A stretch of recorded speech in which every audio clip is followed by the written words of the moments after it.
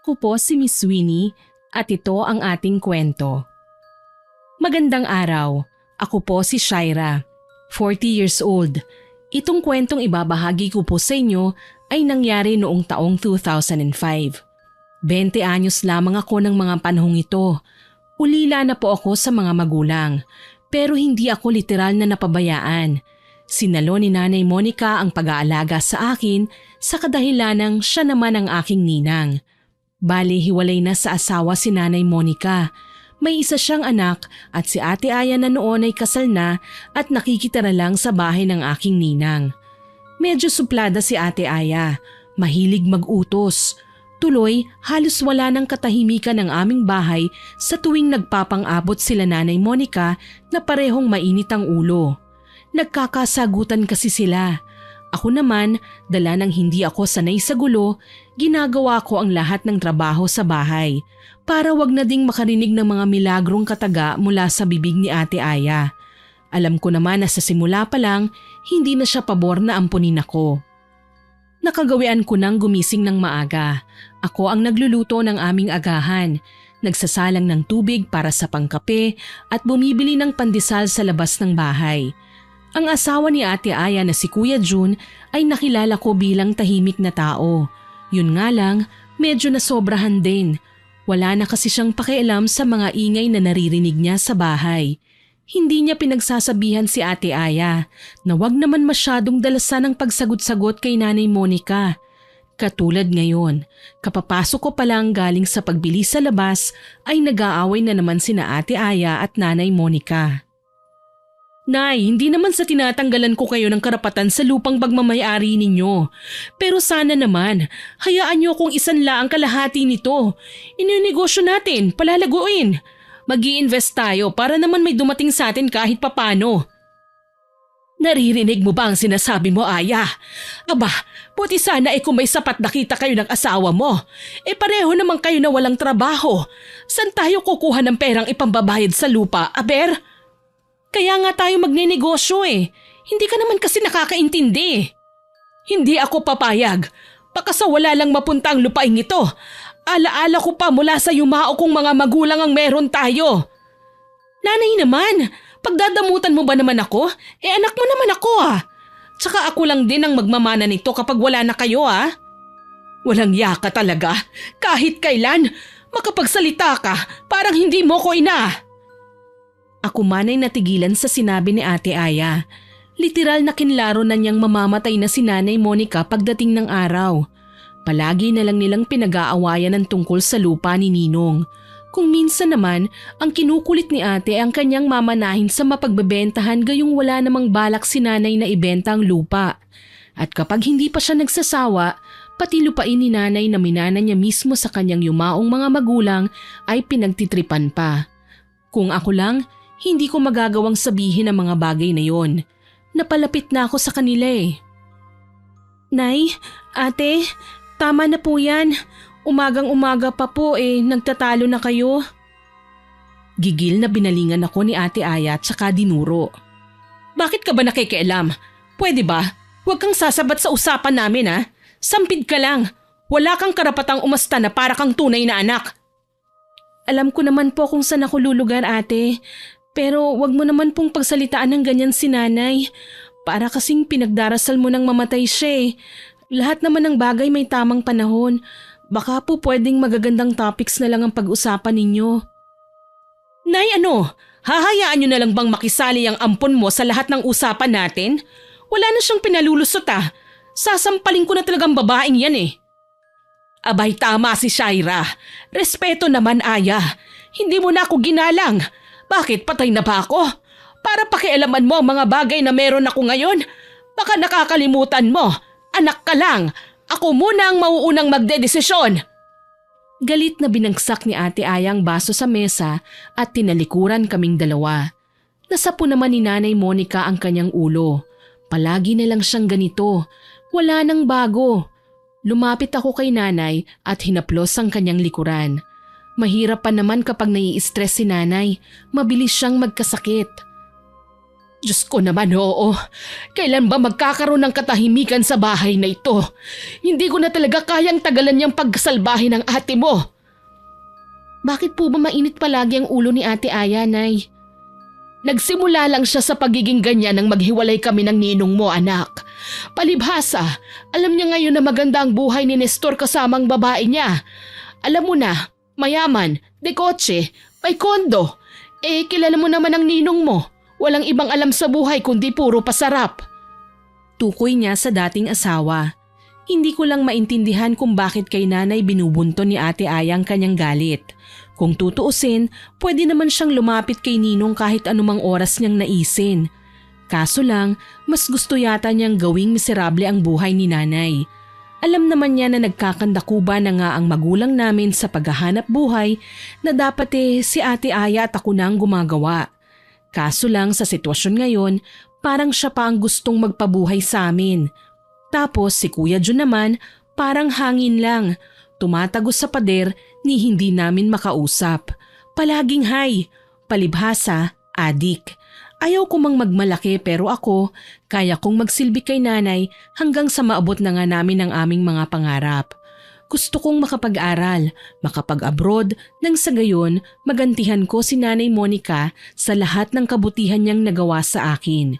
Nginitian ko si nanay. Hayaan mo na si ate, Nay.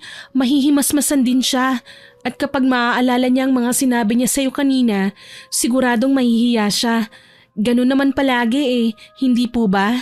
Nasa huli ang pagsisisi. Salamat anak.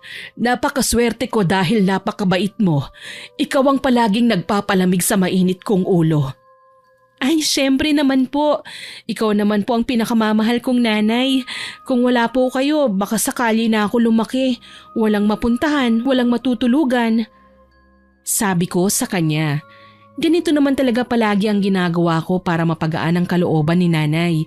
Pinapatawa ko siya at nilalambing hanggang sa manumbalik ang kanyang pagiging maingay at masigla na nakasanayan ko nang makita simula nang tanggapin niya ako sa kanyang pamilya. May tindahan si nanay sa harapan ng bahay. Sari-sari ang tinitinda namin. Bigas, delata, asukal at mantika. Yun kasi ang kadalasang mabili sa aming lugar. Kapag namimili si nanay sa bayan, ako ang nakatoka sa pagbabantay. Mahigpit na niyang pinagbawalan si Ate Aya na pumasok doon dahil noong huling nagbantay siya sa tindahan, naubos ang paninda ay wala naman siyang kinita. Natuklasan ni nanay na binubulsa pala ni ate ang perang pinagbibilhan ng mga paninda. Anak, ikaw na muna ang bahala sa tindahan, ha? Kulang na tayo sa bigas Kailangan kong mag-angkat ulit ng produkto sa suki natin. Hindi kasi sasapat ang puhunan natin Alam mo naman, iba sa mga kababayan natin nangungutang lang sa tindahan at sa linggo pa magbabayad. Sige po, inay. Ako na pong bahala rito. Basta mag-iingat po kayo, nay, ha? O siya, lalarga na ako, ha? Si Ate Aya mo, wag mong pahihiramin ng pera, ha? Ilang beses na siyang nanghiram, hindi naman niya isinasauli. Tatandaan ko po yun, nay. Umalis na din kaagad si nanay. May kalayuan ang bayan at hindi siya pwedeng maiwan ng pampasaherong sasakyan. Ako naman, inabala ko ang sarili ko sa pagwawalis sa paligid ng tindahan. Kasalukuyan ko na lang na nilalagay sa malaking plastik ang mga nawalis kong basura nang lapitan ako ni Ate Aya. Shaira! Oh, bakit po ate? Pakisabi kay nanay, hihiram ako ng pera ate, wala kasi si nanay sa loob Kaalis lang niya papuntang bayan. O di ikaw nang mag-abot sa akin ng pera. 1,000 ang kailangan ko. Akin na. Ate, pasensya na. Pero kabilin-bili na ni nanay na huwag kitang pahihiramin May paggagamitan kasi siya ng ipon niya Sa isang iglap, pinanlisikan ako ng mga mata ni ate. Tinulak niya ako at dinuro na naman. Ikaw, nakakarami ka na Bakit ba tiwalang-tiwala sa'yo si nanay? Ginayuma mo ba siya? Ako ang tunay na anak at hindi ikaw Hindi naman po ako nakikipagkumpetensya sa'yo ate. Sinusunod ko lang ang bilin ni nanay. Bakit ako na naman ang sinisisi mo kung ayaw kanyang pagbigyan? Sinusubok mo talagang pasensya ko Nagulat ako nang sampalin ako ni ate bigla. Hindi ako nakapiyok. Namaga ang aking pisngi kasabay ang pagpatak ng aking luha.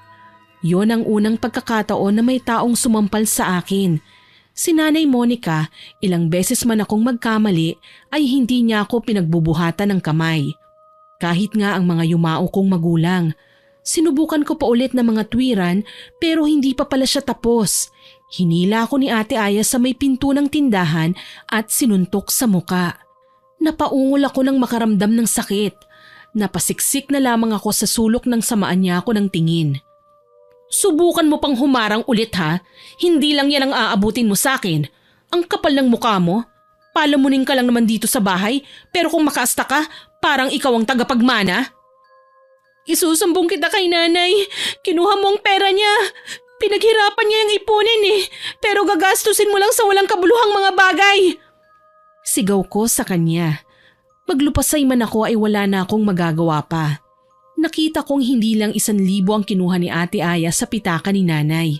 Sa halip, 100 na lamang ang itinira niya at saka binirahan ng alis. Pumalahaw ako nang makalayo na siya. Sakto naman na napadaan si Manang Nita at nakita kong nakasalampak sa lupa. Kaagad siyang lumapit at dinaluhan ako. Shaira iha, jasking bata ka. Ano bang ginagawa mo riyan? Manang Nita, kinuha na naman ni Ate Aya ang pera ni nanay. Malalagot talaga ako nito Kahit kailan talaga, wala nang pinagbago si Aya. Naging bayolente at naging mas matigas na ang ulo. Adik na yata yung kapatid mong yan Kabilin-bilinan ni nanay na wag kong pahihiramin si ate ng pera. Pero sinaktan po ako ni ate. Pinadugo pa niya ang bibig ko. Ang masaklap, nakuha niya ang lahat ng pera. Huwag kang malungkot. Nakita ko naman hihintayin kita. Hindi ako papayag na basta ka nalang saktan ulit ng ate mo. Grabe, kahit ngayong dalaga ka na tinatarantado ka pa rin ni Aya. Umiling-iling pa si Manang Nita habang inaalala ang mukha kong dahan-dahan nang nagkakapasa. Palagi na lang talagang nangyayari ang bagay na ito. Kahit sino na lang sa amin ni nanay ay inaaway ni ate. Para bang hindi siya masaya sa buhay niya. Kinahapunan nga, dumating si nanay at nagtaka nang makita ang mukha ko. Oh, anak, anong nangyayari dyan sa mukha mo? Taka niyang tanong. Ayaw ko na sanang magsumbong dahil sigurado ako na silang dalawa ulit ni ate ang magtatalo. Kaso lang, konektado ito sa pagkakakuha ng pera ni nanay. Nariyan naman si Manang Nita na ipiniliwanag kagad ang nangyari. Hay nako, dating gawin Monica. Sinaktan ni Aya ang bunso mo at sapilit ang kinuhang pera niyo sa tindahan. Hayaan, pinadugo pa ang mukha ni Shaira.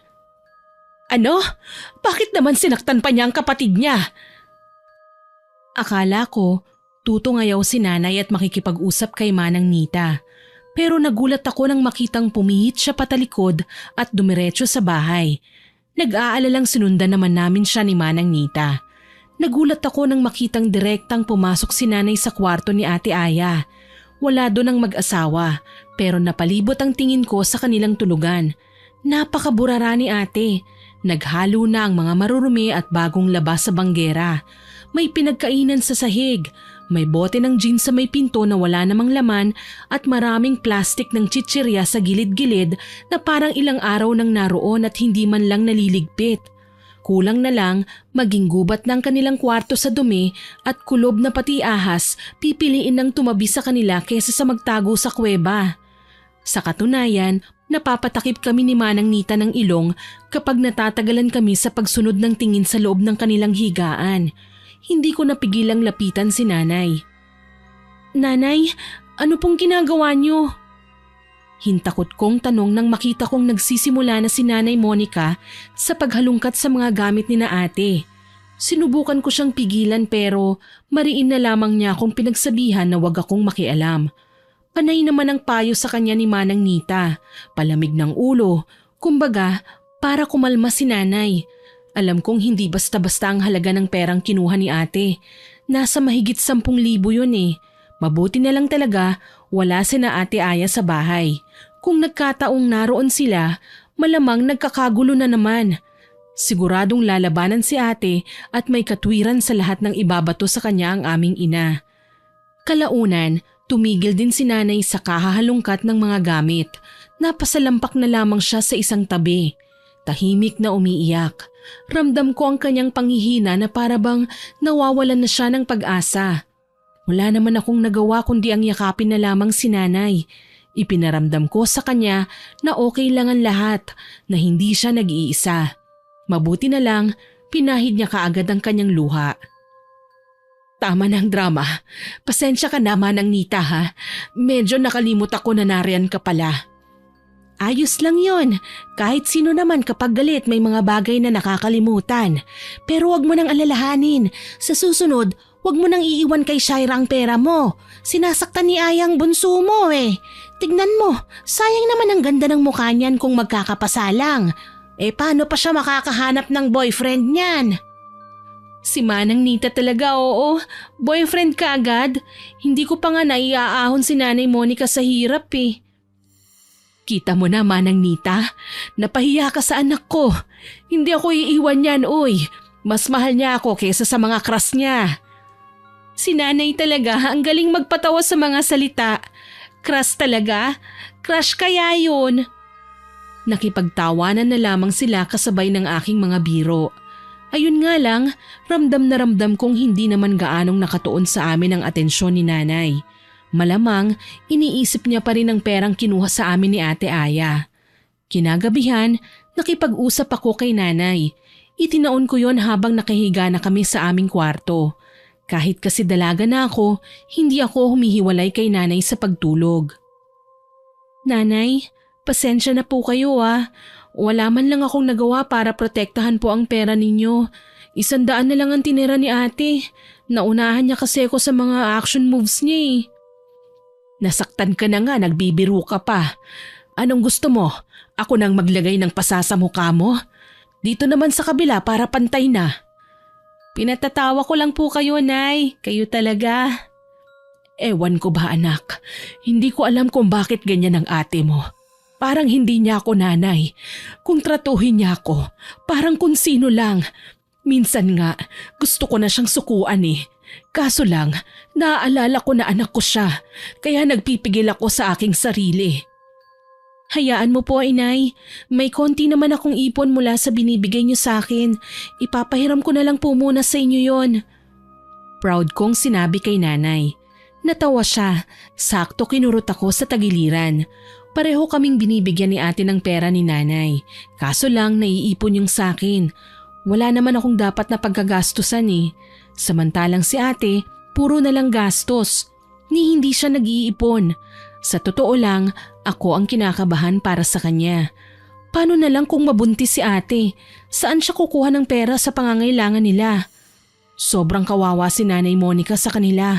Pati nga si Kuya Jun walang trabaho. Paano nila naatim na magpakasal at magkaroon ng pamilya kung ganyang wala naman silang iniisip para sa kanilang kinabukasan? Binalingan ko si nanay ng tingin nang mapansin kong nagsasalita siya. Ibang klase ka ngayon na. Ikaw na talaga ang nagpapahiram. Nay, kahit hindi niyo po sabihin, nakaalalay po ako palagi sa inyo. Hanggat may maitutulong po ako, hindi ko kayo susukuan. Kahit umuwi pa tayong duguan. Sabay kaming nagtawanan. Naging family joke na namin ang katagang yun, pero hindi namin yun tinutotoo.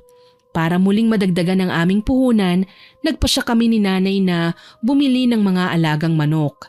Sabi ko kay nanay, pwede naming ibenta pa isa-isang mga yon o di kaya ay katayin namin tapos maglako ako sa lansangan ng adobong manok. May eskwelahan din kasi malapit sa amin, kaya malakas ang loob kong magtinda. Lalo na't alam kong mauubos kagad ang mga yon.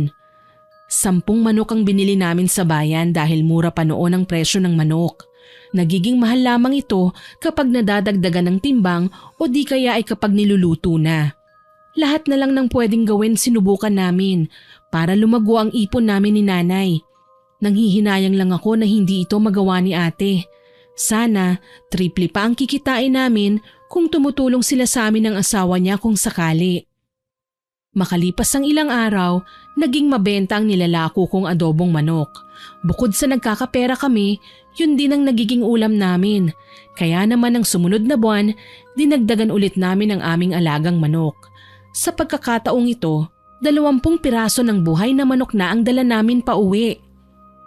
Magaling ka ding humawak ng pera, anak. Alam mo ba yun? Kung laging ganito ang kita natin, mabilis tayong yayaman. Nay, ikaw din po ang nagturo sa akin para maging masinop. Tsaka tama naman po kayo hanggat may naiipon, malayo tayo sa gutom. Sana pareho kayong mag-isip ng ate mo. Hindi sana ako nahihirapan kausapin siya ngayon. Pero alam niyo po, inay, masaya ako na hindi kayo nag-uusap ngayon kasi hindi kayo nai-stress. Mas okay na yung ganito kaysa araw-araw po kayong nagsisinghalan. Sa bagay, tama ka naman anak. Ewan ko ba, maayos ko naman siyang pinalaki. Pero hindi ko maintindihan kung bakit ganyan siya ngayon sa akin. Mas mabuti nga ako hindi ko siya inabandona. Kagaya ng tatay niyang pinili ang marangyang buhay at iniwan ako. Sarili niya lang ang iniisip niya. Kasasabi ko lang nai-stress na naman po kayo, Nay. Oo na, Madam Shaira. Hindi na ako magdadrama. Muli, naging abala kami sa paglipas ng mga araw. Mabilis na dumami ang naghahanap sa akin sa lansangan dahil masarap nga naman ang lutong adobo ni nanay. Yun nga ang dahilan kung bakit nakapag-ipon kami kaagad. Ang kaso nga lang, nagiging panira sa aming mga gawain si Ate Aya. Madalas niya akong lapitan para hinga ng pera, utangan o kung minsan sapilitan niyang kukunin. Ganyan na siya kasalbahe. Nalaman kong nalulung na pala siya sa sugal at paulit-ulit na natatalo. Ang asawa naman niya nasa tabi ng kalsada din at nalulung na sa bisyo. Sigarilyo at alak ang pinagkakaabalahan niya. Isang araw, naglalako ako sa kalsada nang salubungin ako ni ate. Napahinto kami sa tapat ng isang tindahan. Shaira, malaki na bang kinita mo? Kung nagugutom ka ate, pwede kitang bigyan ng isang supot ng adobo tsaka puso. Pero kung pera ang hihingin mo, pasensya na wala akong dala Aba, ibang sagutan natin ngayon Ano, may ipinagmamayabang ka na ba? Nainis ako at nilapag ang paninda ko sa mesang bakante tsaka hinarap si ate. Hindi ko na kasi nagugustuhan ang mga binabato niyang salita sa akin. Parang sobrang pang-aapi na. Hindi na niya pwedeng ipamukha sa akin ngayon na ampon lang ako. Kasi ang totoo, mas mukha pa siyang ampon dahil sa taglay niyang ugali. Wala akong pinagmamayabang ate, pero may pagmamalaki ko po na nakakatulong ako kay nanay. Ikaw ba? Anong nabibigay mo sa kanya? Kalungkutan? Konsumisyon? Abat walang hiya ka. Matapos ka naming ampunin, bihisan at gawing tao, yan ang igaganti mo sa akin? Hindi naman ikaw ang nag-ampun sa akin ate, si nanay. Wala ka namang ibang ambag sa buhay niya kundi puro na lang pasarap. Nag-asawa ka pa, pero pareho naman kayong mga walang kwenta. Sigaw ko na ikinainit ng ulo ni ate. Bigla niya akong sinabunutan kaya nagkagulo kami sa aming kinaroroonan. Siyempre, nagalit din ako sa ginawa ni ate. Kaya pumatol ako sa kanya. Hindi ko hinayaan na siya lang ang makapanakit sa akin. Nagpagulong-gulong kami sa lubak-lubak na kalye at makailang beses niya akong nginudngod pero nakakaganti naman ako. Ang asawa niya, sa halip na umawat ay tatawa-tawa lang. Parang engot na nakikipagpustahan pa sa mga kainuman niya. Siyempre, pabor sa kanyang asawa. Hindi naman ako nagpatalo. Alam kong marami pa akong kakaining bigas kung ang pag-uusapan namin ay ang pakikipagbuno sa isa't isa. Mas malakas si ate, mas ayaw ding magpatalo. Mabuti na lang, sa gitna ng nagkukumpulang mga tsismoso at tsismosa, may humawi at nagsisisigaw na inawat kaming dalawa. Aya! Shaira! Ano ba? Tama na yan! Hindi na kayo nahiya. Pati dito sa lansangan, pinapakita nyo ang kagaspangan ng inyong mga ugali. Si ate po kasi ang nagsimula, Manang. Aba, Manang Nita, wala kang pakialam kung patayin ko man dito sa kalsada ang ampon ng nanay ko, ha? Alam mo, sumusobra ka na, Aya Nagtitiis sa hirap ang nanay mo at kapatid para lang may makonsumo kayo. Pero hindi ka naman tumutulong sa kanila. Anong klaseng anak ka? Kababae mo pa namang tao, pero barumbada ka. Nang duduruin na sana ni Ate Aya si Manang Nita, aktong susugod ako sa kanya. Kaso lang, dumating naman si Nanay Monica. Nang gagalaitin niya kaming pinaghiwalay, tsaka sinampal na dalawa. Wala siyang pinili sa amin. Pareho niya kaming pinagalitan. Ano ba? Hindi niyo na ba talaga ako binigyan ng kahihiyan? Dito pa talaga sa kalsada? Nay, sorry po. At nariyan na naman ang isang pakialamera. Nanay mo ang pakialamerang nasa harapan mo ngayon, Aya. Walang yaka. Puro ka na nga lang pasarap. Pati pinaghihirapan ng kapatid mo, aagawin mo pa. Sobra na yung katamaran mo. Katamaran? Nanay kita ha. Obligasyon mong buhayin kami. Oo, obligasyon ko nung hindi ka pa nag-aasawa. Pero ngayong may lalaki ka na sa buhay mo, siya na ang may responsibilidad sa'yo. Mga hayop kayo, wala ka nang binigay sa akin kundi konsumisyon. Mabuti pa si Shaira, nakakatulong. Lintik palang babaeng yan eh. Siya na lang palagi ang mabango, siya na lang ang tama, ang huwarang anak, punyeta. Dahil sa kanya ko naranasan kung paano magkaroon ng isang tunay na anak. Ikaw ba? Naiparamdam mo sa akin ang bagay na yon? Hindi ba? Masahol ka pa sa tatay mo. Sino bang may kasalanan kung bakit umalis si tatay? Hindi ba't ikaw naman? Kasi mapagmataas ka. Hindi mo kayang makisama sa biyenan mo dahil masama ang ugali mo. Hayan, iniwan ka na lang. Nagulat kaming lahat nang bigla na lang humakbang si nanay at malakas na sinampal si Ate Aya.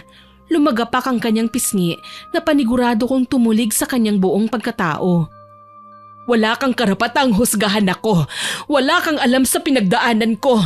Kung may mga napansin ka man, hindi lahat yun ay totoo. Wala kang utang na loob. Matapos kitang alagaan, mahalin at ipagkanulo sa ama mo, yan pang igaganti mo sa akin? Dahil hirap na ako sa buhay.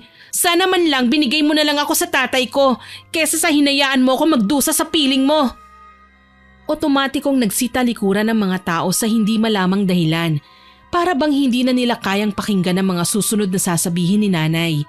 Ako naman, tahimik lang na lumuluha.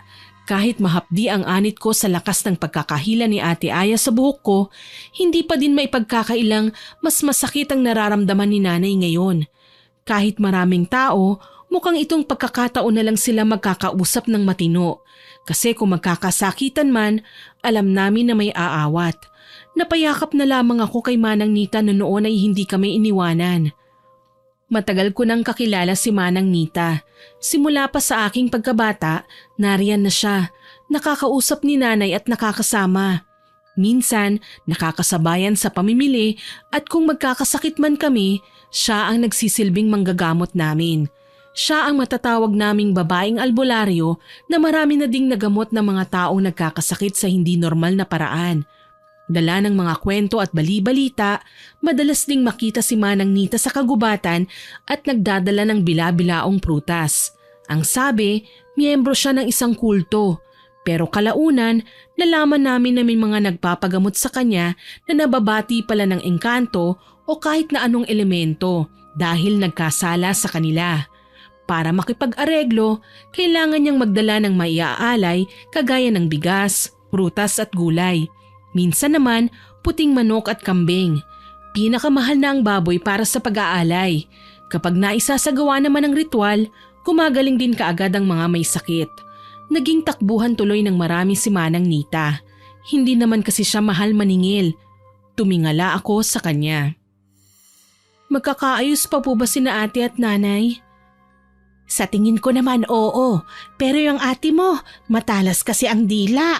Minsan kailangan turuan ng leksyon yan, nang sa ganon matutong gumalang sa magulang. Napakaswapang pa niya. Nag-aalala lang po kasi ako, baka magkasakit si nanay sa ginagawa niya. Hindi ko lang lubos maisip paano niya naaatim na sagot-sagutin ng nanay namin. Ni minsan hindi kami inaabuso, hindi kami inalila. Pero si ate, hindi ko kayang ginagawa niya. Huwag kang mag-alala. Mapagtatanto din ng ate mo na mali ang mga ginawa niya sa nanay mo. Magkakaroon din siya ng leksyon. Wika sa akin ng ginang. Hindi ko alam kung bakit, pero para bang may bumubulong sa akin na may magiging partisipasyon si Manang Nita sa pagkakaroon ni ate ng matututunang leksyon. Humupa na din ang pagtatalo ni nanay sa kalye. Katulad ng dati, si ate ang huling nagsalita at naging matagumpay sa mata ng maraming tao. Yun nga lang, dala ng gigil ni nanay, sa bahay siya nagwala. Pinagtatapon niya ang lahat ng gamit ni na ate at kuya Jun sa labas ng bahay. Tinangkapang mag-iskandalo ni ate, kaso lang mabilis si nanay. Lalo na't bago kami umuwi ay dumaan muna kami sa barangay hall. Inireklamo ni nanay kay chairman ang kawalangyaan ni ate at nagpa-escort ng 2 tanod para bantayan kami. Sakali man na humantong sa mas brutal na pagwawala si ate. Sige, lumayas na kayo. Wala naman kayo na itutulong sa akin. Mga hayop kayo. Ikaw, Jun, may nanay ka naman. Hala, umuwi kayo doon. Isama mo yung walang galang mong asawa. Tutal, tapos na ako sa pagiging nanay sa inyo. Bakit? Akala mo ba naiinggit ako sa bahay mong bulok? Pwe, mas mabuti nga yun eh. Hindi ko na kailangang makisama sa iyo. Asa ka pa? Wala ka naman talagang pakikisama. Sige, dun ka magbagsik-bagsikan sa pamilya ng asawa mo nang makita mo ang hinaharap mo. Tutal, malakas naman ang loob mo at hindi mo ako ginagalang. Dun ka sa balwarte ng mga tigre. Bulyaw pa ni nanay.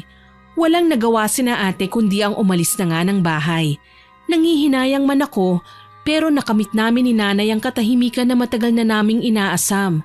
Ang katahimikan na buong akala ko hanggang panaginip lamang.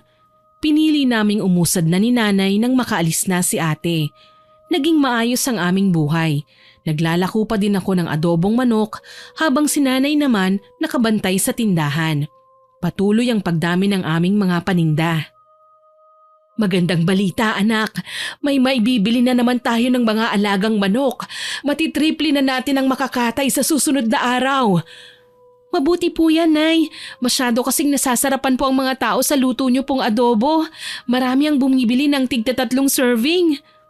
Hayaan mo at bukas, maaga tayong pupunta sa bayan. Bibili tayo ng sangkaterbang manok.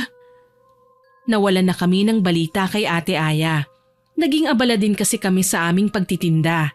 Ang routine namin, mamimili, magtitinda, tapos mamimili ulit. Ang dating iilang manok namin ay umabot na sa 50 at bawat isa tandang-tanda ni nanay ang kulay at balahibo. Kaya naman isang araw habang nagpapakain siya sa mga ito, napapakunot ang kanyang noo.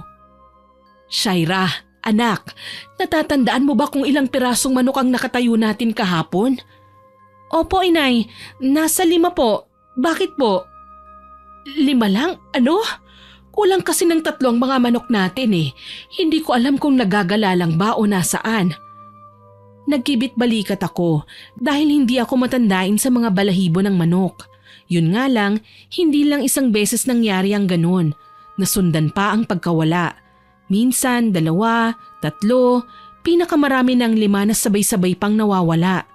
Labis na kaming nagtataka ni nanay hanggang sa muli kaming bumili ng 30 piraso. Sa pagkakataong ito, bago niya pinakawalan ng mga manok ay nagsuot siya ng guwantes. Nagtaka ako noon. Nay, ano pong gagawin niyo? Paraan ito para malaman natin kung sino ang nagnanakaw ng mga manok natin, anak. Huwag mo munang hahawakan ng mga yan, ha? Sige po. Nakita kong bawat isa sa mga manok ay tinatanggalan ni nanay ng balahibo. Inipon niya ang mga ito tsaka maingat na binalot. Maya-maya pa, pinakawalan na niya ang mga manok. Nakita ko din na sinabit niya sa isang tabiang plastik na pinaglagyan niya ng balahibo. Para bang iniiwasan nga itong mahawakan ng iba. Dito ka lang ha, pupunta lang ako sa bahay ni Manang Nita. Sige po, inay. Nakasunod lang ako ng tingin kay nanay nang maglakad siya palayo. Hindi ko na lamang pinansin pa kung ano ang kanyang ginagawa dahil baka mahalaga yon. Pagbalik niya, may dala siyang isang botelya na may lamang langis, yung botelya ng pinakamaliit na efficacent oil. Inay, ano pong gagawin niyo dyan? Eto ba anak? Abay gagamitin ko to bilang parusa sa mga nagnanakaw sa atin ng mga manok. Alam mo na, para magtanda. Paano niyo naman po gagawin yun? Basta, huwag ka lang maingay. May gagawin ako pero manood ka lang. Kinabukasan nga, muli na namang binilang ni nanay ang mga manok. Nagulat kami. Kumpirmadong 3 ang nawawala sa mga ito. Naku, paano po yan?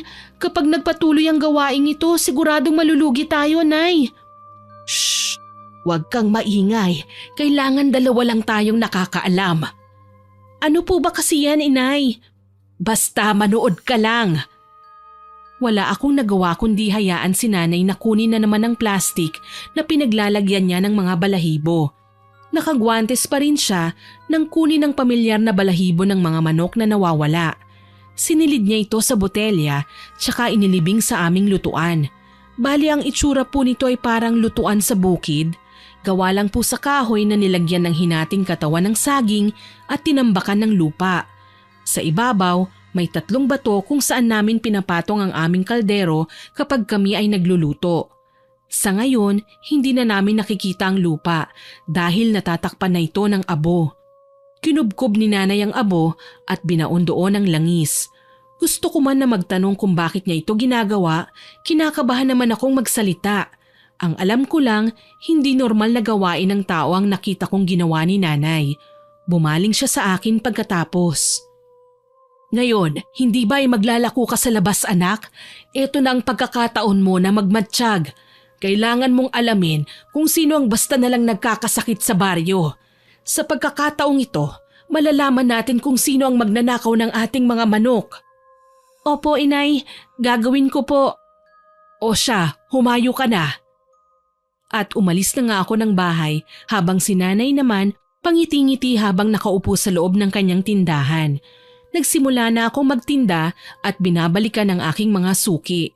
Habang abala sa pag-aasikaso sa mga mamimili, namataan ko sina Ate Aya at Kuya Jun na magkasama. May bitbit silang lalagyan ng manok na kung tawagin sa amin ay bayong. May nakita akong pamilyar na kulay ng balahibo sa loob. Binebenta niya ito sa iilang kainuman nila. Pansin ko, nagtatawaran pa ang 3. Tila ba hindi sang-ayon sa presyong binigay ng buyer. Pasimple akong lumapit sa may likuran. Pinakinggan ko ang kanilang usapan. Tama nga ako, nagtatawaran sila. Tinatanong pa ang mag-asawa kung saan nila nabili ang manok. Kinakabahan ako. Hindi ako matandain sa mga balahibo pero nakakita na ako ng ganong klase ng manok. At alam kong sa amin yon. Lumayo ako sa kanila. Mabuti na lang at may mga sumalubong sa akin. Bumili ng aking paninda. Pero hindi maiwaglit sa aking isipan ang tungkol sa manok na binibenta ni na ate. May naging pwesto ako sa tambayan ng maraming tao. Naroon ang aking ate, kasama ang kanyang asawa. Abala sila sa pagtingin-tingin ng mga nagsusugal nang bigla na lamang silang sabay na bumagsak. Parang nahilo. Ilan sa mga kakilala nila ang lumapit at inalalayan sila kaya naman muling pinaupo si Ate Aya sa bangkito. Marami ang nagtatanong kung anong nangyari. Kaso lang, bigla siyang nagsuka at nahintakutan ng iba sa nilabas niya sa bibig. Kulay gray na parang ginamos ang kanyang sinuka. Kanya-kanya naman sa paglayo ang mga tao. Ano kaya ang nangyari kay ate? Palihim kong tanong sa aking sarili. Sakto naman na nakita ko si Manang Nita na naglalakad papalapit sa akin. Nagtataka ang kanyang muka kaya naman kaagad ko siyang sinalubong. O iha, anong nangyari sa'yo? Manang, si ate po, nagsuka. Biglaan na lang siyang nahilo. Ganun ba? Bakit hindi natin lapitan? Baka lang po kasi biglang manakit eh. Kilala niyo naman si ate, napaka-bayolente. Mamaya, ibintang pa niya sa akin ang nangyayari sa kanya. Sa kakitiran ba naman ang utak niya, imposibleng hindi niya idawit ang pangalan ko sa pagkakasakit niya. Kung sa bagay, o siya, napadaan lang ako. Papunta ako sa bayan at baka maiwan ako ng sasakyan. Mauna na ako, ha? Sige po. Ako naman po tatapusin pang ibenta ang lahat ng ito. Nanatili akong nakatayo kung nasaan ang kaguluhan. Medyo nahimasmasan na si ate habang pinagtutulungang paypayan ng mga tsismosa. Literal na mabagsik talaga siya sa aming lugar. Kinatatakutan siya. Saktong tumingala siya at nakita ko. Hindi ko alam kung bakit basta na lang akong kinabahan. Dahil sa halip na lapitan sila, tanungin kung ano ang nangyari, ay pinili ko na lamang magtatakbo. Hinihingal pa ako nang makarating sa bahay na labis na pinagtaka ni nanay. Oh, anak, anong nangyari sa'yo? Natatakot po ako, Nay. Nakita ko po kasi sina Ate Aya at Kuya Jun. Oh, sinaktan ka ba nila? Hindi naman po. Napatingin sa akin si ate pero hindi ko na hinantay na makalapit pa siya. Umalis na po ako kaagad. Baka po kasi manggulo na naman siya at kung ano na naman po ang sabihin sa akin. Niyaya ako ni Manang Nita na lapitan pero tumanggi po ako. Tama naman ang ginawa mo, anak. Kapag nakita mo sila, iwasan mo na lang para wala ng gulo. Alam naman natin na mahilig sa iskandalo ang ate mo. Napangiti na lamang ako at pumasok sa bahay.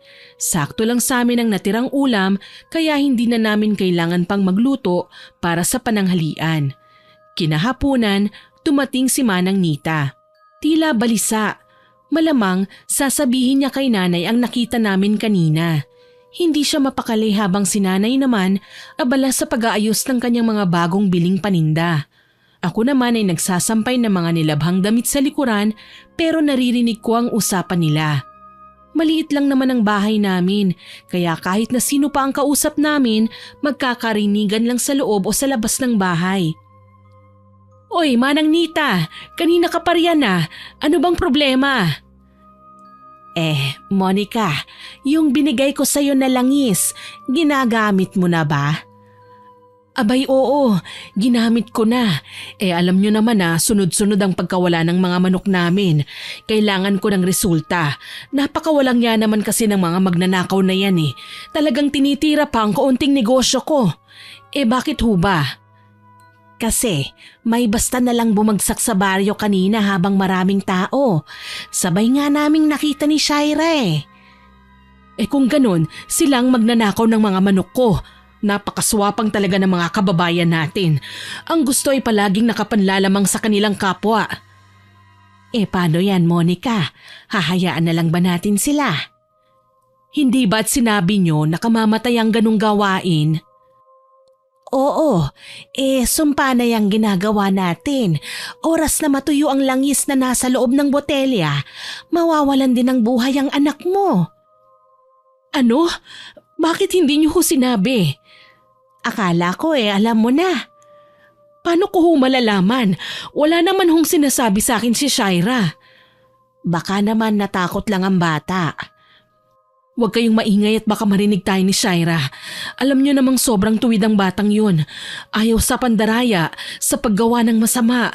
Ako naman wala talagang balak na saktan si Aya.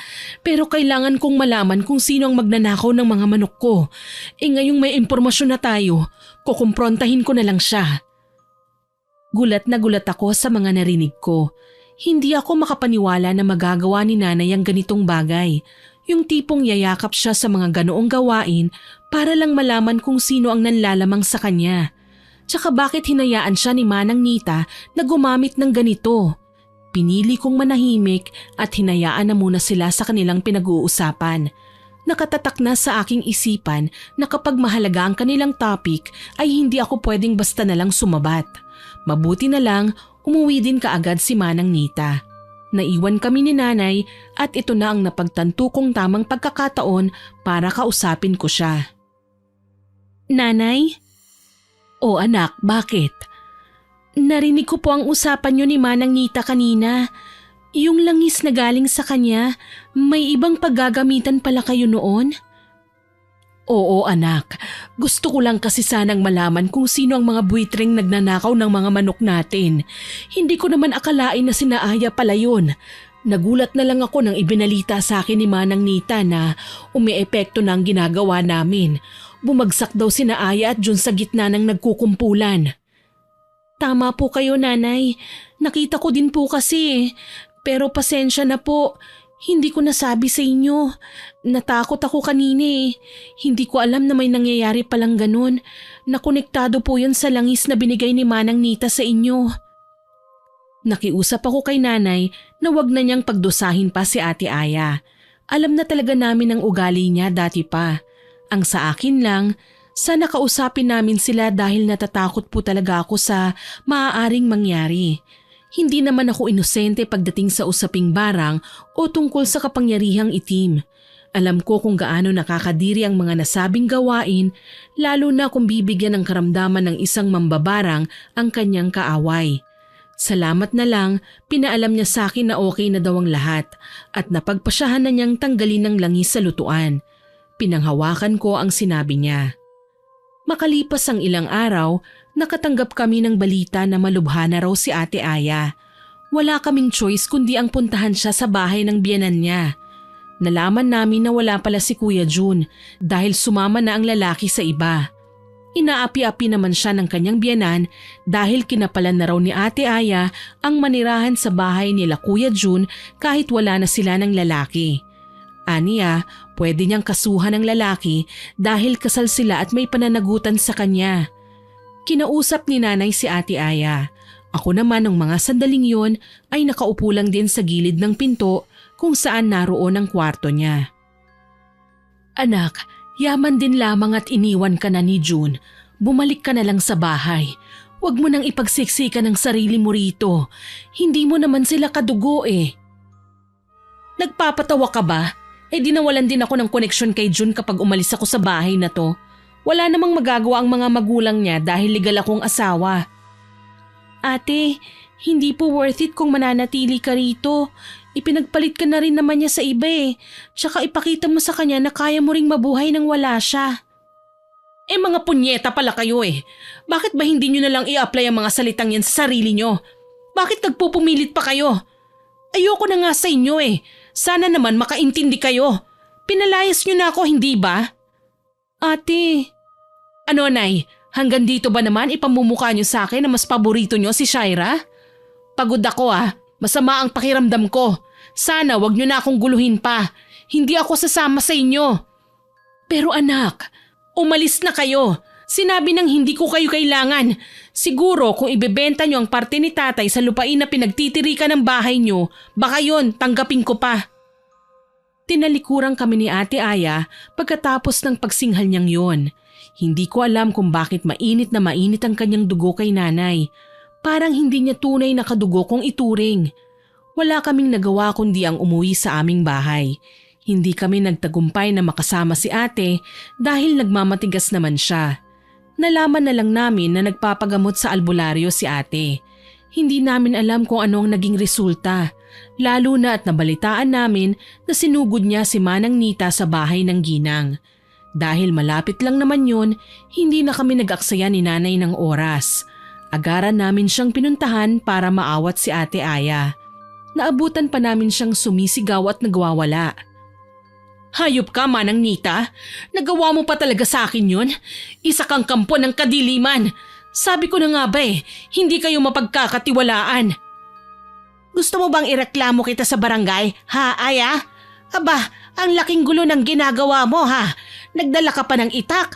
Ano, papatayin mo ako? Talagang papatayin kitang gurang ka. Akmang ihahataw na ni ate ang hawak niyang itak sa katawan ni Manang Nita nang umawat naman ng ibang taong nakasaksi sa kaguluhan. Pati kami nagsigawan sa pag-aakalang nasugatan na si Manang Nita. Mabuti na lang dumating sina chairman kasama ang iilang tanod at pinigilan si Ate Aya. Tuloy, dinala sila sa barangay hall. Nalaman namin na kaya niya pala inatake si Manang Nita dahil ginayuma raw nito si Kuya Jun para sumama sa ibang babae. Iginiit naman ni Manang Nita na wala siyang kinalaman sa mga nangyari. Sa halip, isang babae ang lumapit sa kanya para bumili ng gayuma. Normal na usapin na ito sa amin kaya maging ang aming chairman ay hindi na nagulat pa. Pinilit siyang ipagbate pero hindi yun nangyari. Ang naging solusyon na lamang ay pinapirma silang dalawa at pinangako na hindi na maglalapit pa. Kinausap naman ni Nanay Monica si Manang Nita. Ano ba kasing nangyari, Manang Nita? Hindi ko na nga alam paano pa magpapaliwanag ng maayos pero napaka-bayolente ng anak mo, Monica. Sino ba yung babae? Malapit raw nakakilala ng biyenan ni Aya. Hindi ko naman alam na si Jun pala ang gagayumahin niya. Huli na nang nalaman ko. Di wala kang ang kasalanan. Ang bruha kong kumari ang dapat sisihin rito. Naku ay Nay, wag na po. Katatapos lang ng gulo Baka si Ate Aya naman ang makaharap ninyo. Alam nyo naman pong mahilig sa gulo yun. Huminga ng malalim si nanay at hindi na nga nagpatuloy sa balak niya sanang gawin. Akala namin matututunan na ni Ate Aya ang leksyon at hindi na gagawa pa ng iskandalo. Pero ng mga sumunod na araw, nagulat kami nang basta na lang siyang dumating sa bahay na may kasamang matabang babae. Panay ang alok niya sa lupain na kahit awatin namin siya ay hindi nagpapigil. Tuloy pagkaalis ng babae ay nanggagalaiting hinarap ni nanay si ate. Ano na naman ba ito, Aya? Talagang hindi mo na ako nirerespeto. Kailangan magdala pa rito ng problema? Ilang beses ko na bang sasabihin sa'yo na hindi mo isasanla ang lupa namin ng tatay mo? Hindi ko naman isasanla eh. Ibinebenta ko nga, hindi ba? Tsaka may share ka naman, kalahati. Ano, hindi na masama, inay. Baka nakakalimutan nyo, lupa lang na binili nyo ni tatay ang binebenta ko. Hindi kasama ang minana nyo sa mga magulang nyo na mga ninuno ko rin naman. Isang malakas na sampal ang nagpagulat sa aming tatlo. Nang mapatingin ako kay Ate Aya, nakita kong sapunan niya ang kanyang pisngi. Sinampal siya ni nanay. Hindi ka na nahiya sa pinaggagawa mo.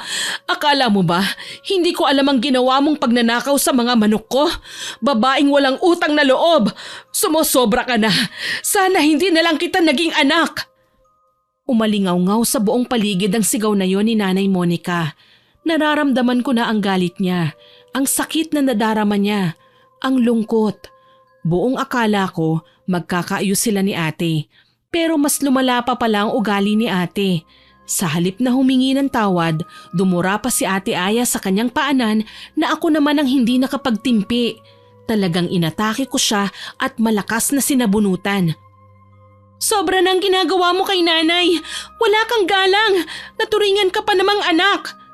Kaya kumakapal yung atay mo kasi alam mong papabor siya sa'yo. Hindi pabor sa akin si nanay. Talagang alam ko lang kung hanggang saan ang limitasyon ko, ate. Pero ikaw, wala kang pinipili. Sa lahat ng pagkakataon, pinaninindigan mo ang pagiging masama mong anak. Nagawa ko pa siyang itulak na ikinahiga niya sa lupa. Sigaw naman ang sigaw si Nanay Monica. Pilit niya kaming pinatitigil sa pagsasabunutan. Galit na galit ako sa kanya. Dati, sinasaktan-saktan niya lang ako. Pinapahiya sa mga tao. Pero ngayon, lalaban na ako. Hindi na ako magpapaapi pa. Sinabi ng tumigil na kayo! Ang lakas ng sigaw na yon ni Nanay Monica ay halos tumulig sa aming mga tenga. Nagkagulatan kami at kaagad na naghiwalay. Nagulat ako nang makitang sapuna ng matanda ang kanyang dibdib kaya naman naalarma ako. Ang nakakalungkot nga lang, hindi ako tinulungan ni ate. Umatras siya, nanlaki ang mga mata, tsaka tumalikod para tumakbo. Hindi ko malaman kung ano ang gagawin ko. Literal na napahagulgol ako, lalo na at nangisay si nanay kaya kaagad akong humingi ng tulong sa aming mga kapitbahay. Isinugod namin sa ospital si nanay sa pangunguna ni Manang Nita. Ipinaliwanag ko sa kanya ang dahilan kung bakit inatake si nanay sa puso. Sumusobra na talaga ang babaeng yan, ano? Bakit ba ganun na lang ang trato niya sa nanay mo? Gusto niya po kasing ibenta ang lupa ni na Inay at Ninong. Ayaw pumayag ni nanay. Kapag nangyari po yun, saan po kami titira? Alam mo, atin na lang to ha? Huwag mo nang ipapaalam pa sa nanay mo. Pero matagal na talaga akong gustong turuan ng leksyon ng babaeng yan eh. Pero paano po? Ako ang bahala. Gagawin ko ang lahat. Magsisisi ang ate mo sa ginawa niya sa iyong ina. Hindi ko alam kung ano ba talaga ang literal na ibig sabihin ni Manang Nita nang sabihin niyang siya na ang bahala. Ang alam ko lang, gusto niyang marinig na humingi raw ng tawad si ate kay nanay. Paano magiging posible yun? Gayong sa pagkakakilala ko kay ate, mataas ang pride niya at hindi basta-basta nagpapakumbaba, kahit pa sa nanay niya. Hinayaan ko lang si Manang Nita. Alam ko naman na kahit may kakayahan siya ng karunungang itim, hindi naman namin nabalitaan na pumatay siya ng tao. Umuwi ako sa bahay para kumuha ng mga gamit. Naabutan ko si Ate Aya na hinuhuli ang mga manok naming alaga at iniipon sa kulungan. Anong ginagawa mo? Na-ospital si nanay, hindi ba? di binibenta natin ang mga manok para pambayad sa ospital. Kaso lang hahatiin natin ang kinita. Dahil ako nga ang nagbebenta, di ba? Ang share mo, yun ang ibabayad mo. Napakaswapang mong klase ng anak ano. Talagang pati si nanay na nasa bingit ng kamatayan, kakwentahan mo ng ganyan? San ba nakalagay ang utak mo? Nasa kamao ko. Gusto mong tikman? Iniangat ni ate ang kanyang kamay para gawaran sana ako ng suntok. Kaso lang, hindi ko alam kung ano ang nangyari. Nang tila ba siya ang nakatanggap ng suntok nang sapuhin niya ang kanyang tiyan. Gulat na napatingin siya sa akin at sinamaan ako ng tingin. Kitang-kita ko na naghahabol siya ng hininga, halatang nasaktan. Hayop ka? Anong ginawa mo sa akin? Ate naman, anong klaseng gamot ba ang hinit-hit mo? Ikaw nga tong manununtok na sana sa akin, hindi ba? Hindi nakasagot si ate nang gumuhit ang pandidiri sa kanyang muka. Maya-maya lang, napasigaw ako nang magsuka sa aking harapan si ate. Kulay itim ang nilalabas niya sa bibig. Parang yung likidong galing sa pusit. Mabaho at may kasamang uod. Diyos ko, ano yan? Anong ginawa mo sa akin? Mukha ba akong may ginagawa, ate? Huwag kang magsisinungaling! Wika niya sa akin. Sumpaman, wala talaga akong ginawa. Pero bakit ganito ang nangyayari kay ate?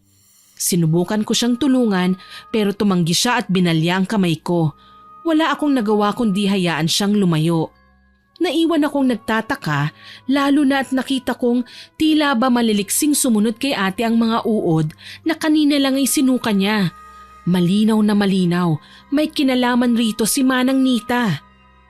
Hindi ako nag-ingay at kumilos na lamang ako na parang walang nangyari. Sinusundot talaga ako ng konsensya ko. Kaso lang, kailangan magdusa ni ate. Alam kong tingin ni nanay sa akin, mabuti at may takot sa Diyos. Kaso minsan, kailangan na talagang maging masama. Kung palagi na lang kasi akong mabuti, inaabuso ako. Sinasaktan pa nga akong nagkakaroon ng pagkakataon. Wala din akong binanggit kay nanay nang makabalik ako sa ospital. Nagkamalay na siya at ang sabi ng doktor, mild stroke lang daw ang nangyari sa kanya.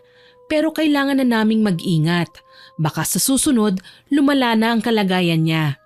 Pinag-iiwas na nga si nanay sa fatty foods. Mahilig pa naman siya sa chicharon. Mabuti na lang masunurin si nanay. Lahat ng sinasabi sa kanya ng doktor ay sinusunod niya. Makalipas ang 1 linggo, nakalabas na nga kami ng ospital. Kagaya ng inaasahan, hindi na nga nakabalik si ate pagkatapos ng huling encounter namin. Tingin ko may iniinda na siyang sakit. Ang ate mo, hindi ba nakakabalik rito? Nung nasa ospital pa po kayo, Nay, nagpunta siya rito. Hinuli niya ang mga manok, ibebenta niya raw. Hati kami sa mapagbebentahan. Tapos yung share ko raw po ang ibabayad ko sa ospital. Kailangan naman daw po na sa kanya yung share niya kasi bayad daw po natin sa napagbentahan dahil siya daw ang maghahanap ng buyer. O nabenta ba naman? Hindi po, hindi na siya bumalik nung huli kaming nag-uusap. Sana, wag na siyang magpakita, no? Suhapang Ang gusto niya, lahat na lang mapunta sa kanya. Ayaw niyang mamimigay o nakikihati. Huwag niyo po sanang iisipin na sinasabi ko po ito para ma-stress pa po kayo. Pero sumusobra na po kasi siya Kaya okay lang na wag na siyang bumalik pa rito. Magkakasala kasi ako sa Panginoon kapag nakapagbitiw pa ako ng kung ano-anong salita laban sa kanya, anak. Kaya ipagdasal na lang natin na sana magbago siya. Napatango na lang ako sa naging pahayag ni nanay. Wala akong balak na sabihin kung ano nangyari nung mga panahong nagtalo kami. Ang tungkol sa kanyang pagsusuka at paglalabas ng bulate sa kanyang bibig. Palihim ko na lang na kinakamusta sa iilang kakilala namin si ate. Nalaman ko sa mga kainuman niya noon na wala na pala sa bahay ng mga biyenan niya ang aking kapatid. Bale, isa sa mga kakilala niya ang nag-alok ng buwanang renta sa bahay kung saan siya nananatili ngayon. Bigla akong naawa. Noon din, nagpasama ako sa kaibigan ni ate na puntahan siya sa bago niyang tinitirhan. Okay naman ang bahay, kaso nga lang mapaghahalatang salat sa pagkain o ibang mahahalagang kagamitan. Kwento ng babaeng sinamahan ko, bumibili lang daw ng ihaw-ihaw si ate sa labas at yun ang pinanghahapunan niya. Nasa kwarto niya si ate at natutulog. Hindi ko lubos na maintindihan ang aking nararamdaman nang makita ang kanyang kalagayan. Humpak na ang pisngi ni ate, maputla at payat. Halos umaalo na din ang kanyang dibdib kapag humihinga. Ate? Anong ginagawa mo rito? Ate, kumusta ka? Ano bang pakialam mo? Bakit? Natutuwa ka kasi nakikita mong miserable ako? Hindi ate, wala naman akong masamang intensyon sa pagdalaw ko sa iyo eh. Inaalam ko lang kung ano ang kalagayan mo. Tsaka para makatulong na rin ako kung anong mga kailangan mo. Huwag mo na akong patawarin. Ipokrita ka. Umalis ka na! Umalis ka na! Singhal niya sa akin, tsaka umaktong babangon kaso lang nalilis ang kumot niya kaya nakita ko ang kanyang mga braso. Nanlaki ang aking mga mata nang makita ang pagkakaagnas noon. Tila nabubulok na siya kahit nabubuhay pa. Diyos ko ate, anong nangyari sa'yo? Pwede ba umalis ka na? Alis! Wala akong nagawa kundi ang umalis na lang sa kanyang kwarto. Hindi ko na din kasi napigilan ang pagsama ng aking sikmura nang malanghapang malansang amoy sa loob ng kwarto. Parang hinihintay lang na matanggal ang kumot para umalingasaw ang mabahong amoy. Mangiyak-ngiyak akong lumabas ng bahay. Tinanong ko ang kaibigan ni ate kung ano ba ang nangyari sa kanya. Bakit biglang nagkasakit si ate? Kwento ng babae, basta na lang daw umuwi si ate sa bahay na nanghihina at nilalamig. Kinaumagahan, nagkaroon na raw ng mga pantal hanggang sa naging sugat na nga at lumala. Tumangutango ako sa kanyang sinabi. Kaagad na sumagi sa aking isipan si Manang Nita. Sigurado ako, siyang may kagagawa ng pagkakasakit ni ate. Kaya bago ko umuwi sa bahay, dinaanan ko muna si Manang. Oh, Shaira, iha, mabuti at napasyal ka. Manang, hindi na po ako magpapatumpik-tumpik pa. Ano po bang ginawa niyo kay ate? Binigyan ko ng leksyon. Bakit? Ganun kalala? Hindi lalala ang kalagayan niya kung maaga pa lang lumapit na siya sa kanyang ina para humingi ng tawad. Alam mong hindi ako masamang tao na may karunungan sa itim na kapangyarihan, iha.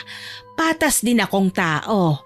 Ayokong may mga kakilala ko na nagdurusa dahil sa kasakiman ng mga mahal nila sa buhay. Sana maintindihan mo. Abay kailangan mong kumbinsihin ang ate mo. Kapag nagtagal pa ang katigasan ng ulo niya, sa kabaong talaga ang kahahantungan niya. Wika ni Manang Nita, kaya hindi ako nakasagot. Sa halip, napaiyak na lamang ako sa labis na lungkot. Hindi ko akalain na may ganitong klase ng sumpa si Manang. Literal nakikilos talaga ang isang tao para lang gawin ang mga bagay na kinamumuhian niya. Walang makakaputol sa sumpa, iha, kundi ang ate mo rin lang. Kailangan niyang matutunan ng mga bagay-bagay. Kailangan niyang yakapin kung ano ba talaga ang meron siya at wag nang maghangad sa iba. Higit sa lahat, kailangan niyang matutong gumalang. Natatakot po kasi ako Baka po mamatay si ate at dadalhin niya ang galit niya sa amin hanggang sa hukay. Hindi yan, iha. Magtiwala ka lang. Pwede ko po bang ipaalam kay nanay ang sitwasyon niya? Pakiramdam ko po kasi kailangan niyang malaman. Nanay siya, may karapatan din po siyang malaman ang kalagayan ni ate. Maging masama man siya o hindi. Kakayanin mo ba? Malay natin, baka ikagalit ng nanay mo ang mga bagay na ito. Tsaka huwag mong sasabihin na hindi ka niya anak. Sa unang araw na inako niya ang responsibilidad niya sa'yo, ay inari ka na niyang anak. Galit na galit si nanay kay ate. Sabi pa nga niya, sana raw wag nang magpakita si ate sa amin. Hindi ko na po alam kung magbabago pa ba ang kanyang reaksyon sa oras na malaman niya ang sitwasyon. Subukan natin. Magkasama kaming umuwi sa bahay at ipinaalam kay nanay ang nangyari. Hindi man lang siya nagulat kahit sabihin ko sa kanya na malaki na ang ipinayat niya. Iiling-iling lang si nanay habang nagiinuman pa kami ng tsaa sa labas ng bahay. Ayan kasi, sa sobrang tapang ng anak kong yan, kahit sino binabangga. Pero ngayong may sakit na, tiklop na siya? Nay, hindi po ba kayo naaawa kay ate? Naaawa ako anak. Ayokong magtanim ng sama ng loob sa kanya. Pero ilang beses niya na ba akong winalangya? Ni minsan nagsorry ba siya? Hindi naman nanay ang turing niya sa akin eh. Mas sinasamba niya ang pera, ang yaman, ang kanyang ama. Ayaw niya sa akin kasi hindi ko kayang suportahan ang luho niya. Noong magpakasal sila ni June, nang tayo ang gumastos, may narinig ba sila? Ayaw kong maging masamang inaanak, pero sa ginagawa ni Aya sa akin, nakalimutan ko na kung paano maging nanay sa kanya. Nay, nandito naman po ako eh. Tsaka kailangan po natin na magpatawad. Alam ko po na matututo din si ate sa mga pagkakamali niya. Niyakap ako ni nanay tsaka siya humagulgol. Muli naawa ako sa kanya. Parang hindi magiging madali kay nanay ang mapatawad si ate. Lalo na sa parteng parang gusto na nitong sumakabilang buhay ang nanay namin. Matanggap lamang niya ang kanyang pamana. Kaya naman bilang pagbawi din sa aking naging kasalanan, ako na muna ang dumalaw-dalaw kay ate. Ideya ko ang bigyan siya ng leksyon na ginawan ng paraan ni Manang Nita. Kailangan kong makahanap ng paraan na may maitulong naman ako. Araw-araw ko siyang dinadalaw, inaasikaso, pinaliliguan at pinapakain. Kahit nung una, pinagsusungitan ako ni ate, hindi ko siya sinukuan. Hanggang ngayong naramdaman ko na lumalambot na siya sa pakikitungo sa akin. Galit ako sa'yo. Bakit hindi ka gumanti sa akin ngayon? Wala akong kalaban-laban no? Ate, nagpunta ako dito para alagaan ka, hindi para awayin. Lasunin mo na lang kaya ako. Ayaw mong makipag-away sa akin eh. Ate, patas akong tao. Hindi ako pumapatol sa kasing payat mo no. Walang challenge yun. Napangisi si ate sa aking sinabi. Alam kong kahit papaano, napagaan ko ang aming sitwasyon. Baliw ka talaga, kaya ako naaasar sa'yo eh. Kung asar ka sa akin, kailangan mong magpalakas, magpataba ka. Hindi mo ako kayang labanan ngayon. Namiss ko pa naman ang pagiging bayolente mo. Napapahiyang yumuko si ate. Hindi ko alam kung may nasaling akong damdamin niya o ano. Pero nasaktan din ako nang makita siyang nalulungkot. Ate, pasensya na ha. Nasobrahan yata ako sa biro. Hindi naman. Napagtanto ko lang kung gaano ko nasaktan si nanay. Sa dami ng makapanindig balahibong sinabi ko sa kanya, hindi ko deserve ng kapatawaran. Kahit ilang beses akong nagkasala, lagi niya akong pinupuntahan, sinusundo. Ngayon sinukuan na niya ako. Hindi naman sa ganun ate, may sakit si nanay hindi ba? Nahihirapan siyang gumalaw ngayon kaya hindi siya makadalaw sa'yo. Pasasaan ba't magkikita din kayo? Nahihiya ako kay nanay bunso. Ako ang dahilan kung bakit siya nagkaganon. Parang hindi ko kayang magpakita pa sa kanya. Ate, wag mong sabihin yan. May mga bagay o salita lang talaga tayong napapakawalan dahil galit tayo o sa tingin natin ay tama ang pinaniniwalaan natin. Wag mong isipin na sinukuan ka na ni nanay. Niyakap ko si ate. Hindi na ako nag-inarte dahil maayos ko namang binalot ang nagsusugat niyang braso. Nalagyan ko na din yun ng mga ethyl alcohol kaya alam kong mamamatay na ang kung anumang bakterya na nasa kanyang balat. Kaya lang pala lumala ng gano'n ang kalagayan ni ate kasi walang nag-aalaga sa kanya. Kahit papaano, nagkalapit kaming dalawa. Natuto ako kasi bunso na ang tawag niya sa akin at marunong na siyang humingi ng pasensya sa bawat pagkakataong nagkakamali siya. Lahat ng yon sinasabi ko kay nanay. Wala akong inilihim. Kaya naman bago matapos ang aming usapan sa gabi ay naririnig ko siyang umiiyak. Isang araw, nagising ako na abala si nanay. Nagagawa na niyang kumilos ng malaya, nakakapagluto na siya at nakakapaninda. Kaso lang, iba nung araw na yon dahil lahat ng niluluto niya ay sinisilid niya sa basket. Shaira, anak, bumangon ka na riyan. Bilisan mo at dadalawin natin ang ate mo. Opo, inay. Maghahanda na po ako. Dali-dali akong naligo, sabik na nagbihis at naghanda ng mga dadalhin. Medyo malaki na ang kinikita namin sa pagtitinda, kaya si Manang Nita na ang kinuha naming pansamantalang magbabantay ng aming tindahan. Naabutan ko si nanay na binibigyan siya ng instruction tungkol sa mga produktong ang presyo ay nakasulat na sa nakasabit na papel. Kayo na munang bahala rito ha, hindi naman kami magtatagal doon, Manang Nita. Sige, basta mamaya pautangin mo ko ha, may kailangan akong bilhin sa bayan bukas eh. Oo naman ho, ako ang bahala, aalis na ho kami. Manang Nita, mauna na po kami ha. Sige, basta balitaan niyo ako sa family bonding niyo ha. Ngiti lang ang iginanti ko kay Manang Nita. Hindi pa kasi ko sigurado kung ano ba ang magiging outcome ng pag-uusap ni nanay at ate. Ang tanging dasal ko lang, maging okay na ang lahat at magkaayos na sila.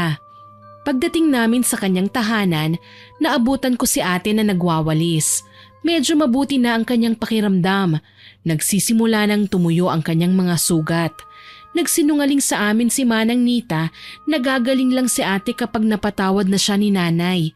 Ang totoo niyan, sa oras na napagtanto na niya ang kanyang mga pagkakamali at nagnais na siyang magbago, ay dahan-dahan nang mawawala ang sumpa. Ito ang dahilan kung bakit gumagaling na si ate at nagiging maayos na ang kanyang kalagayan. Nang magkita nga sila, saglit pang nagkatitigan ang dalawa. Alam ni ate na dadalaw ako sa kanya, pero hindi niya alam na kasama ko si nanay. Nay, bunso, nandyan pala kayo. Halika kayo, pasok. Nag-agahan ka na ba, ate? Hindi pa, bibili pa lang sana ako ng pandesal. Pandesal lang ang kakainin mo sa agahan? Kailangan ko pong mag-ipon eh. Ilang buwan din akong walang ginawa. Inalagaan lang po ako ni Shaira. Kailangan ko pong maghanap ng trabaho para makapagbayad po ako ng renta nitong bahay. Nagugustuhan ko na din ito eh. Kahit pala nag-iisa, masaya din kapag natuto kang kumita sa malinis na paraan. Sa pagkakataong ito, napangiti si nanay. Gusto na niyang umiyak, kaso lang pinipigilan pa niya ang kanyang sarili. Tumikhim siya at seryosong hinarap si ate. May nahanap ka na bang trabaho? Bukas po, bala kong lumuwas ng bayan. Doon sana ako mag-a-apply. Hindi mo naman kailangan lumayo, anak. Nariyan ang tindahan at iba pa nating pinagkakakitaan. Pwede nyo namang magkasamang asikasuhin ng kapatid mo yon. Pwede ba yon? Matanda na ako. Darating ang panahon, hindi ko nakakayanin ang magtrabaho. Sa inyo din mapupunta ang mga pinaghirapan ko. Pero nay, sobra po ang ginawa ko sa inyo noon. Walang kapatawaran yun. Sa tingin ko nga po, wala akong karapatan na makisawsaw sa lahat ng meron kayo ngayon. Masyado akong ambisyosa. Hindi ako nakontento. Kaya naman nagdurusa ako. Siguro, parusa na rin sa akin ng Panginoon ang bagay na ito. Huwag mong sabihin yan, anak. Lahat tayo nagkakamali. Pero wala sa bokabularyo ng Panginoon ang magtanim ng sama ng loob. Alam mo yan. Pero nay, ate, sige na. Ayaw mo nun? Tayong dalawa nang mamimili sa bayan.